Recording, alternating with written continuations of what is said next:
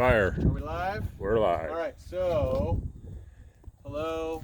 If you're watching this video, it's a good day. You guys could be in the show. Oh no, I know. I was laughing about how everyone did that though. If you're watching this video, thank you for driving for us. And we wanted to talk through the way to properly strap and some of the reasons why we strap and use the rack in the way that we do so as to keep ourselves safe. I think starting at the very beginning, a couple different points. One is we always, anytime we're going to move the truck, want to make sure that the rack is up and sitting on the, you can see the steel finger that moves into place for a couple different reasons. One is if the rack is not sitting on that steel plate, any amount of bounce the truck has in it going down the road, it's going to be hard on seals, hard on the hydraulic system. You're going to be tearing equipment up. And so always, anytime you're moving, even if it's just from here to there through a neighborhood, do not leave the rack down. With the rack down, you're obscuring your tail lights, which you're just not legal. And we have had operators who have banged the rack up into stuff because it's not been up and out of the way, moving from here to there, just in the context of a parking lot. So always, we're asking to put the rack in a travel mode, sitting on that steel plate. And then we also want to talk through the proper way to strap. There's at least two schools of thought on how to do it properly. One is if you've only got one or two carts, maybe three, the idea of strapping over the shoulder of the cart so as to put as much down pressure. The point is we want two things to happen. One is we want the carts to be sitting really strapped down to this finger here. We also want them strapped tight against the plate.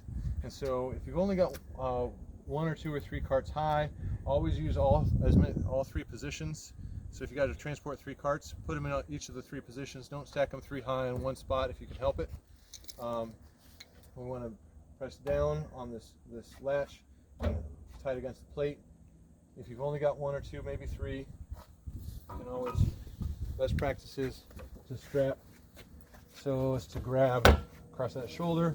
Make sure to go through this portion is part of the cart, this part is part of the lid, this portion is part of the cart, so be threading it through the cart portion of the hinge, and then ratcheting down again to a similar position on this side. Make sure that's ratchet tight. I'm going to spare you those details for just a moment.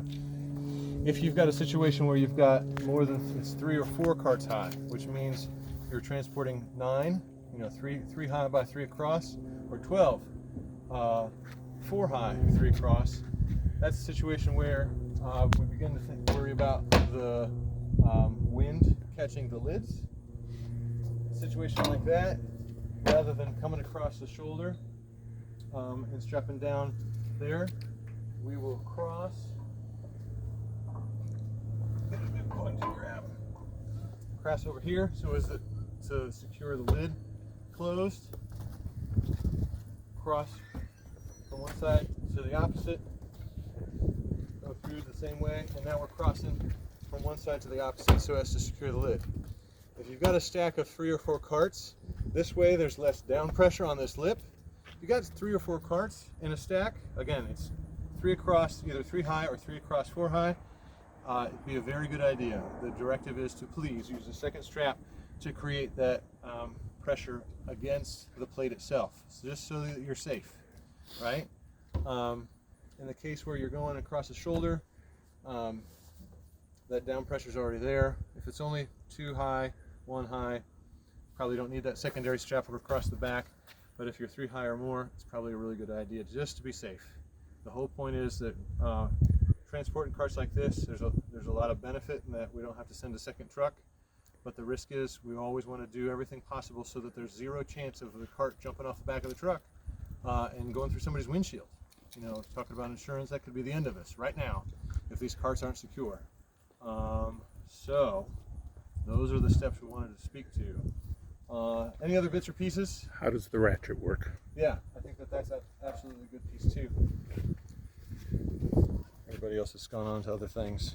With the ratchet, I always recommend, you see how it bends, going in the backside effectively. Mm-hmm. We're just threading it through that slit. See that slit? Thread it through. pushing out. So the strap goes into and out of the ratchet from the backside. What will happen is when it gets tight, if you try to thread it here on this face at all, you get tangled up as you get tight. When it gets tight, well, I could just demonstrate, right? There's no reason not to. Ooh. There. And then you're pulling, and you can see how the strap wraps around that spindle. And then you're in a good spot. Any additional strap that might be flapping in the wind, it's always best practice to create a little knot. This is funny, doing it demonstration wise. Just like that, push, push, push. There, now you're not tearing up the tail of the strap at all, so it's easy to thread through the hole going forward. Get where you're going, you're gonna do that. Maybe you will. And open it up. There's an extra little notch. I don't know if you can see that extra notch. I'm not quite set in there yet. I'm about to be there. You can see how it sets. In that position, that spindle will spin freely when you pull on the strap. How's that for how to use the ratchet strap 101? Good? And scene. Nice stuff. Hey Bob, can I take 2 of these out of your Yeah, yes. Take as many as you might need. More short.